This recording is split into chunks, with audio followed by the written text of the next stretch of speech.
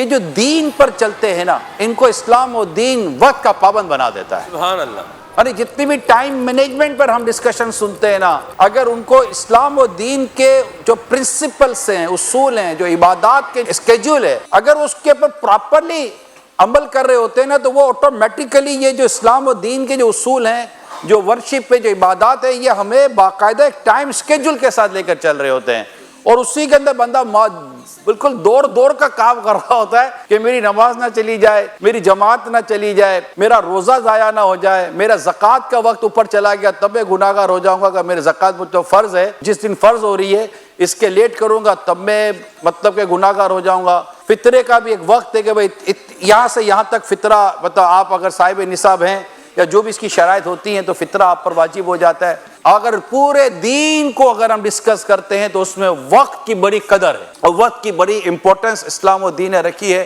اللہ پاک سورہ مومنون میں ارشاد فرماتا ہے وَالَّذِينَ هُمْ عَنِ اللَّغْوِ مُعْرِضُونَ، اور وہ جو بےہودہ بات کی طرف التفات نہیں کرتے، فضول باتوں میں وقت ضائع نہیں کرتے، دیکھتے ہی نہیں ہیں۔ یہ خلاصہ ہے اس آیت کریمہ کا سورہ مومنون کے اندر۔ تو یہ بھی وقت کی اہمیت اور زندگی کی اہمیت سمجھائی جا رہی ہے۔ اللہ پاک کے پیارے حبیب صلی اللہ علیہ وسلم فرماتے ہیں کہ انسان کے حسن اسلام سے یہ بھی ہے کہ وہ لا یعنی کاموں کو ترک کر دے، یعنی جس کام کا نہ دنیا کا فائدہ نہ آخرت کا فائدہ، اس کو چھوڑ دو۔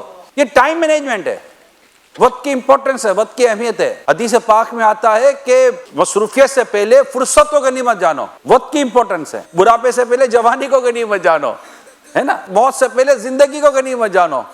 یہ کتنی امپورٹنس بیان کی جا رہی ہے۔ اللہ پاک ہمیں عمل کی توفیق عطا فرمائے۔